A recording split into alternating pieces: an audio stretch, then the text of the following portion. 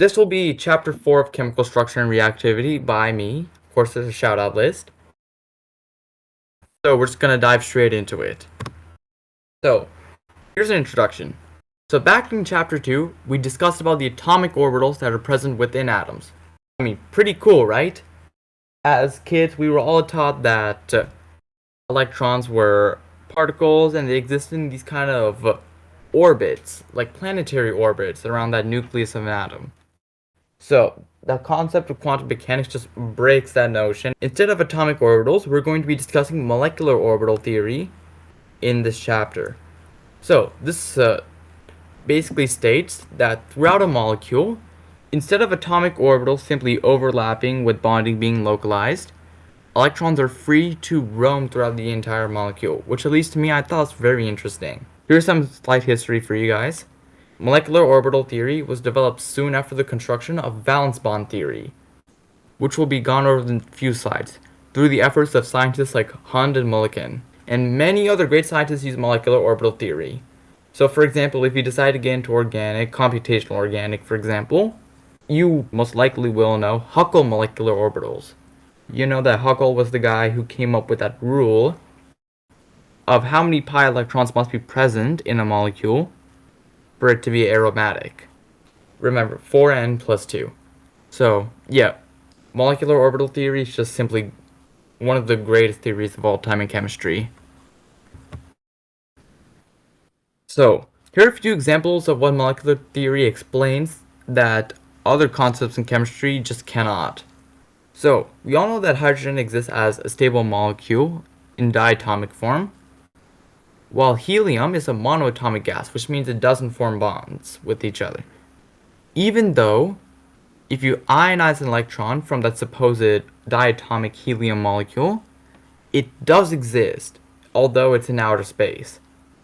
And in addition, nitrogen gas has a stronger bond than oxygen gas, which means to dissociate the same number of moles of nitrogen gas, it takes a lot more energy than we do with oxygen gas.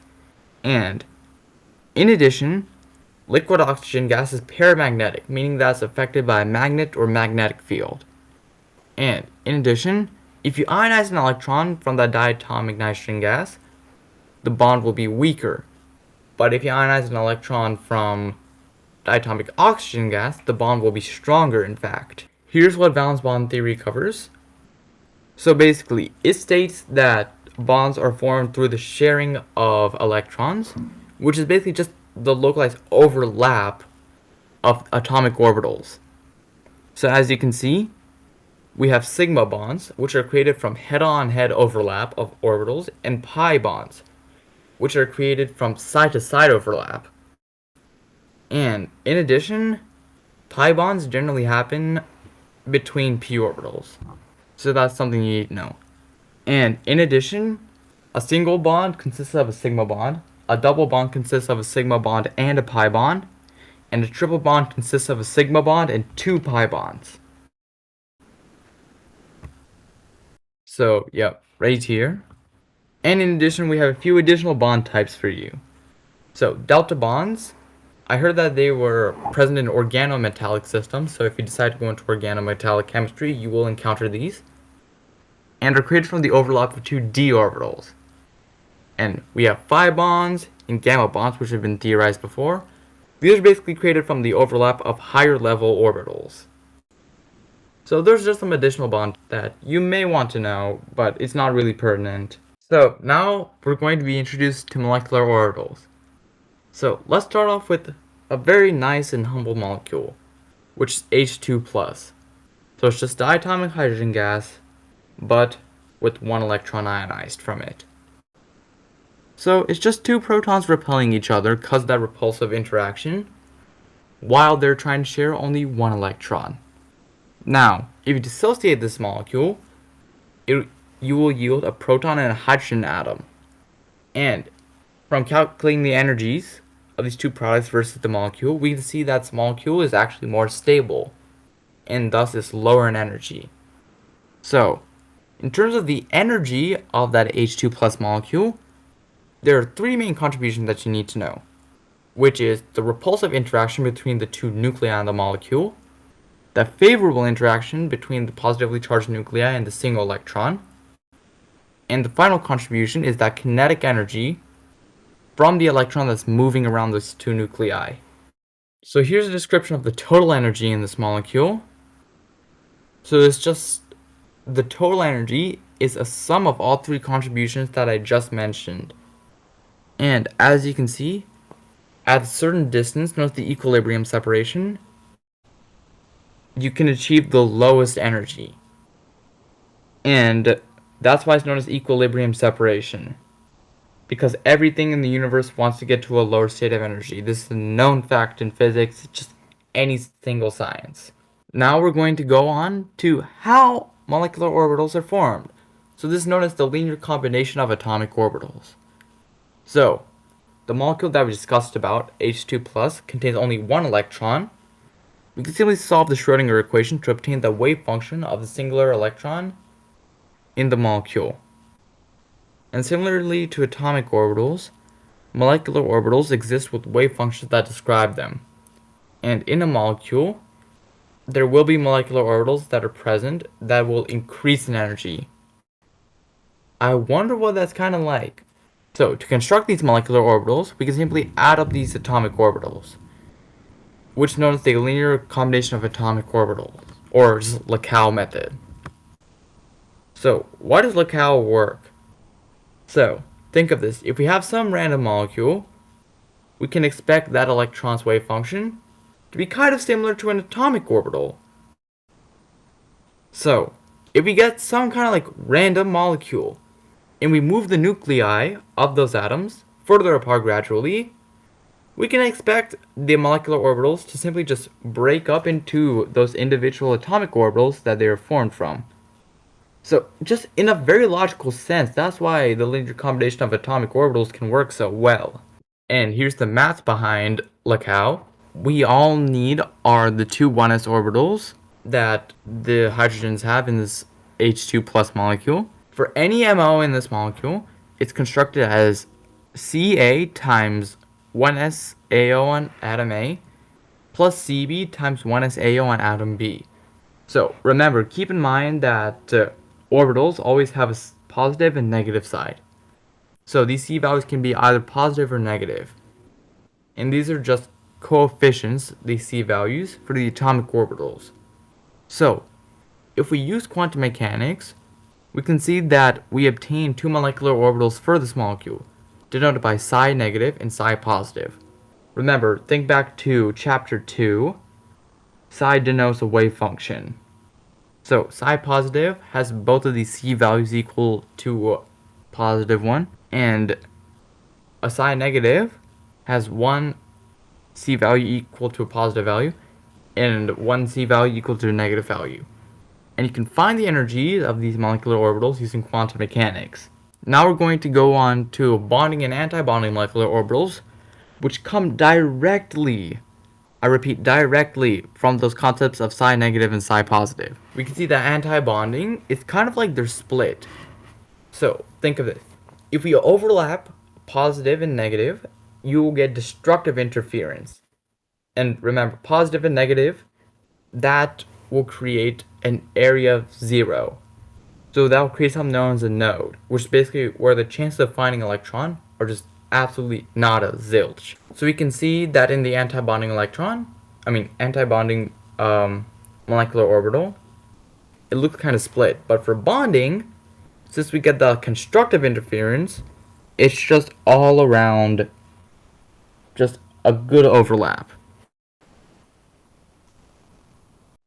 So, basically, what constructive overlap does in these bonding molecular orbitals is that it forces electron density into the location where a bond would be. Now, as for antibonding, it forces electron density away from the location of a potential bond. So, in one of the words of my favorite videos, bonding helps create bonds, while antibonding actively sabotages those relationships. So here's an example of constructive and destructive interference. Now, in my opinion, this is an extremely good version I found on Chemistry Stack Exchange, so shout out to them. Now, we'll go over symmetry labels. So now we're importing in concepts straight from chapter 3. Last lecture, I talked about what symmetry was in terms of molecule and how it can pertain to the classification of orbitals in the molecule as either symmetric or anti-symmetric. Now, we're just going to be focused on individual molecular orbitals for now. So, for a molecular orbital that's formed from LeCau, we can make it go through that inversion operation, which basically we take every point x, y, z and move to negative x, negative y, negative z on a shape. Now, if that molecular orbital looks the exact same as before, we classify it as G, which is meaning Girard, which means even. Now, if it's not the same after applying that inversion operation, then you classify it as U, which comes from ungerade, which means odd. Here are types of molecular orbitals. So, if we're talking about types, we're talking about the kind of overlap that occurs between two atomic orbitals. So, in all due honesty, it relies on the same kind of overlap that's relied on in valence bond theory, so you can refer back to that slide. So here's our intro to molecular orbital diagrams. So a great way to represent the energy of molecular orbitals is to construct a molecular orbital diagram. Now, this will have individual atomic orbitals of each atom on opposite side, and these individual atomic orbitals will combine, remember the LeCau method, to form some of your favorite molecular orbitals. So, these molecular orbitals are then placed lower or higher based on our energy level. Now remember, bonding will have a lower energy than antibonding, since remember the formation of a bond is generally favorable and lowers energy. Here's an example of the molecular orbital diagram of H2+. So as you can see, we have our bonding orbitals in the bottom here, and our antibonding orbital in the top there. And we can see that they're labeled sigma. So the reason why they're labeled sigma is because if you have those two 1s orbitals, they go head on head. We're talking like straight overlap, which corresponds with that overlap for a sigma bond. So that's why it's known as sigma. And the reason why it's designated as 1 sigma is because it's the first sigma molecular orbital. So that's something to know. And of course we have the Girard and ungerade labels there. Now, what we also want to go over is the square of psi, the wave function. So, for atomic orbitals, since we square that wave function to obtain the probability density of an electron, it doesn't matter too much. But as we move on to molecular orbitals, this concept of sign of the wave function became super important, as then because that we get constructive and destructive interference. So this is more so something that arises from quantum mechanical explanation of molecular orbitals. And I just pulled that straight from the textbook. So next we're going to go over overlap and the overlap integral. So as atomic orbitals move further from each other, we know that the four molecular orbitals shift further in energy from the atomic orbitals. Now remember, if think of this, if a relationship is skewed, then the resulting thing from that relationship will be skewed towards whoever contributes more. So just think of that. So a useful way to determine the strength of interaction, or just the level of interaction between two atomic orbitals, is known as the overlap integral. So if you've taken calculus before, we know that the integral is basically, for a function, the integral is just the area under the curve. The overlap integral consists of multiplying those two wave functions for the atomic orbitals and taking the integral of that product. And this is denoted by SR. So generally, as the atomic orbitals get closer, the overlap integral will increase and will peak at a value of 1 if the orbitals are just on top of each other. So here's our first summary. LeCau is used for the creation of molecular orbitals. Molecular orbitals are in two groups depending on how they distribute electron density. Antibonding pushes the electron density away from a bond, while bonding orbital pushes it towards a bond. And overlap integrals describe the level of interaction between atomic orbitals. Here are a few practical examples. So now we're going to move on to just normal diatomic hydrogen gas. Now this may be a bit more complex, as we have an extra force added for the overall energy of the molecule, because we have that electron-electron repulsion due to our two molecules. However, we can just simply assign those 2 electrons to molecular orbitals as just normal. So here's what I mean. So we have our H2 plus molecule, and as you can see, we just have 1 electron in that bonding orbital. So remember the Pauli exclusion principle, 2 electrons per orbital. And you can see for H2, we'll just have 2 electrons in that single bonding orbital. Now, as for H2, with an electron added to it, now we have to place that extra electron in the anti-bonding orbital. Now we're going to move on to homonuclear diatomics. So basically, these are just molecules that consist of 2 atoms of the same identity. So that's it. So, we need to establish 5 rules for homonuclear diatomics. So, the number of molecular orbitals formed is the same as the number of atomic orbitals that went into forming them. Molecular orbitals can be formed only with the correct symmetry between atomic orbitals, and the closer energy the atomic orbitals are, the larger the interaction is when making the molecular orbitals. And they also contribute more if they're closer in energy. And the size, I repeat, the size of the atomic orbitals must be realistic for strong interaction to form those molecular orbitals. So now we're going to go on to the first and second rule. So the first rule is mainly super self-explanatory. I don't really need to talk about that. However, for the second rule, it's super important and can help you better build up your MO knowledge. So first we need to understand an internuclear axis. So this is just an axis that just runs through the nuclei in a molecule. So, in terms of orbitals, nuclei are just treated as a single point. So that's basically it. The net overlap from atomic orbitals when lined up on this axis must be positive and must not be equal to 0.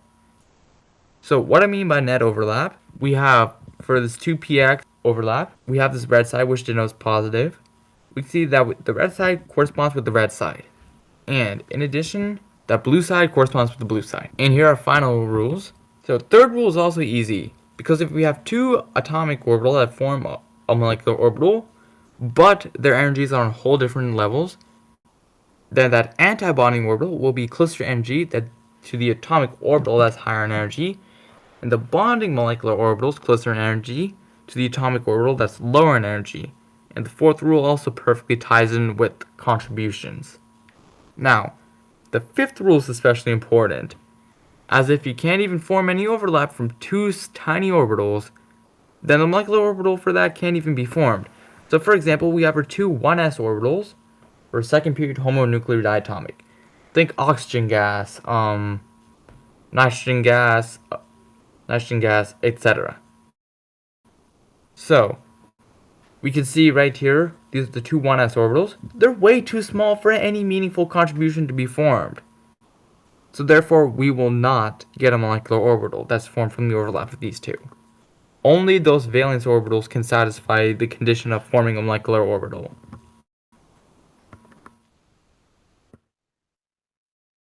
So here are types of molecular orbitals from 2s and 2p atomic orbitals. For our 2p group, there are 3 kinds of orbitals: 2px, 2py, and 2pz. So 2pz participates in sigma bonding, which is head-to-head overlap. 2px and 2py participates in a pi bonding. As you can see, we get that constructive overlap, as you can see with the 2px and 2py orbitals. And in addition, we can see that if the signs are negative, they simply just won't overlap at all. Bonding for A and C, and anti-bonding for B and D. And for 2pz, we can see that we have overlap between the orbitals if it's the same sign. Now, however, if these have different signs, then of course it will look like they've been split. So those are the kinds of molecular orbitals. So we have our bonding and anti-bonding from 2pz. And we have the most simple one, 2s overlap. The bonding molecular orbital has constructive overlap, and the anti-bonding molecular orbital has destructive overlap. Remember, one orbital can only fit 2 electrons. So for this one, since we get 2 bonding molecular orbitals and 2 anti-bonding molecular orbitals that have the same energy, because we have 2px, 2py, these molecular orbitals are degenerate. So, This is known as Hund's rule, and you can actually look at this in the chapter 2 slides. Basically, you line these electrons up in separate orbitals, and once you have no more space, you start putting them together. So for example, this kind of an allegory, so think of this on a bus. So imagine like me and my friends getting on a bus after a long day at school. We generally like to have our seats to ourselves. So what we'll usually do is we'll all pick different seats at the start.